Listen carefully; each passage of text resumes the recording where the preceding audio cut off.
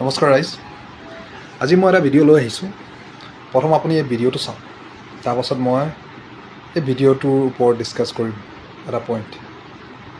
Guwahati medical college अस्पताल यानी कि जीएमसीएच से लापरवाही का बड़ा मामला सामने आया है। आरोप अनुसार एक मरीज को नर्स ने गलत इंजेक्शन लगा दिया, जिसके बाद उसकी हालत बिगड़ गई। जानकारी के मुताबिक कविता डेका नाम की मरीज को जीएमसीएच में महिला वार्ड में एक अन्य मरीज को दिए जाने वाला इंजेक्शन गलती से लगा दिया गया। हेड नर्स मीनाक्षी द्वारा की देखरेख में इंटर्नशिप कर रही नर्स ने यह चूक की। बुखार से पीड़ित कविता डेका को गलती से किडनी रोग का इंजेक्शन दे दिया गया, जिसके बाद मरीज की सेहत बिगड़ गई। घटना सामने आने के बाद हेड नर्स मीनाक्षी द्वारा को उनकी जिम्मेदारी से हटा दिया गया है। पीड़िता ने क्या कहा है, आपको सुनाते हैं। মোৰ মিছেছৰ নাম কবিতা ডেকা আছিলে আৰু 1 তাৰিখে তেখেত 11:30 বজাত এডমিট কৰা গৈছিলে। তেখেতৰ সমস্যাটো আছিলে কফ আৰু জ্বৰ হৈছিলে আৰু সেইদিনাখনে হৈছে, মানে তাৰ আগৰ পৰা হৈ থকা নাছিলে, সেইদিনাখনে হৈছিলে। তাৰপিছত আনাৰ মানে ৰাতি বেছিকৈ জ্বৰ উঠাৰ কাৰণে মই এডমিট কৰাই দিলোঁ। মানে ডক্টৰক দেখুৱাৰ পিছত ডক্টৰে ক'লে এডমিট কৰিব লাগিব, সেইমতে এডমিট হৈ গ'ল।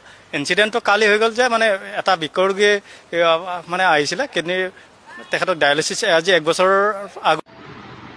আই হোপ কি আপুনি বুজি পালে। বিভিন্ন ধৰণৰ নিউজ পেপাৰ, মিডিয়া, বহুত মিডিয়াৰ ওপৰত এই ভিডিঅ'টো লৈ পিনে বহুত কথা কোৱা হৈছে।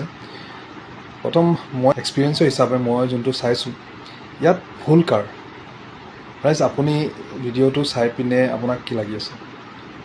দেখাততো লাগিছে কি নাৰ্ছজনীৰ ভুল হ'ব পাৰে, যোনটো ইণ্টাৰ্ণ আছিলে তাই, এণ্ড হ'ব পাৰে।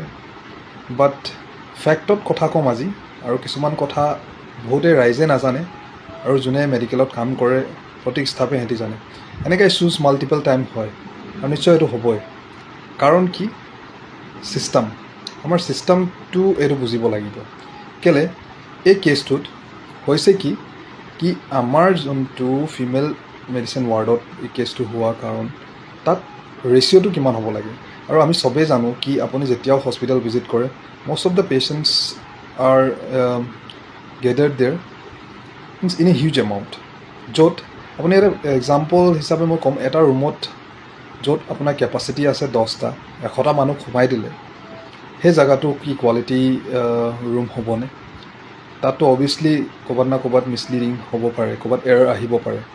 ইনফেক্ট সেই কথাটোৱে ছিষ্টেমক মানে মই ডাইৰেক্টলি ক'ব পাৰোঁ কি আপোনাৰ ৰেচিঅ'টো কি হয়, পেচেণ্ট আৰু নাৰ্ছৰ যোনটো ৰেচিঅ' হয় সেই হিচাপে কি আপোনাৰ এই ৱাৰ্ডত নাৰ্ছ আৰু পেচেণ্টৰ ৰেচিঅ'টো মেইনটেইন হয়নে? কেতিয়াও নহয়। আৰু ইনফেক্ট গভৰ্ণমেণ্ট হস্পিটেলত ক'তো নহয়, এক্সেপ্ট চেণ্ট্ৰেল হস্পিটেল। যোনটো প্ৰাইভেট হস্পিটেলত কেয়াৰ পায় পেচেণ্টে, কিয় আমাৰ চৰকাৰী হস্পিটেলত দিব নোৱাৰি নেকি? দিব পাৰি, নিশ্চয় দিব পাৰি। বাট আমাৰ ছিষ্টেমটো চেঞ্জ হ'ব লাগিব অলপ। আৰু আল্টিমেটলি গৈ পিনে এজন নাৰ্ছক বাৰে বাৰে টাৰ্গেট কৰা হয়, কিবা এটা ভুল হ'লে নাৰ্ছিং ষ্টাফকে টাৰ্গেট কৰা হয়।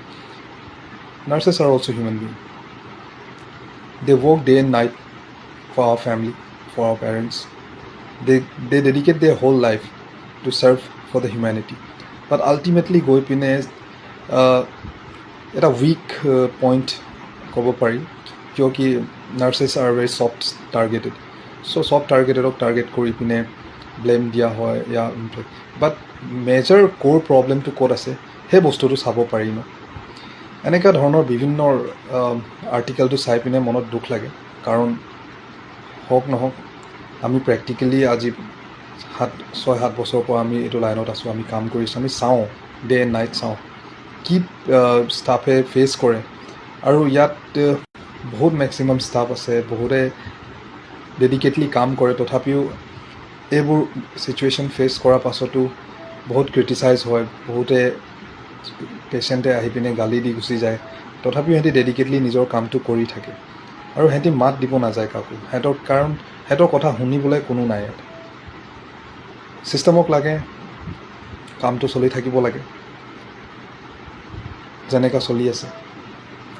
আৰু এনেকুৱা ধৰণৰ ভৱিষ্যতত এৰাৰ্ছ নহ'বৰ কাৰণে ছিষ্টেমক অলপ এই বস্তুবোৰ চাব লাগিব।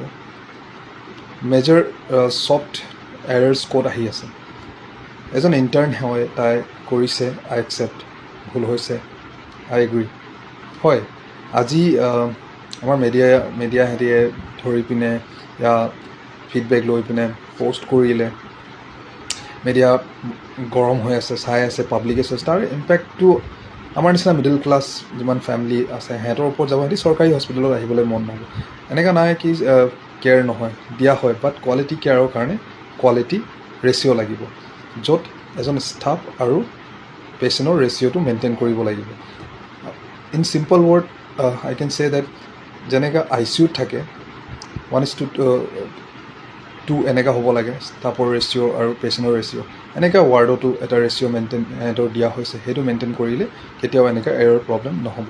অভাৰলোড, অভাৰ বাৰ্ডেন ৱৰ্কৰ কাৰণে কিছুমান বস্তু থাকি যায়, য'ত সেই থকাৰ কাৰণে পেচেণ্টে এৰাৰ্ছবিলাক হয়, এইটো মই মানো।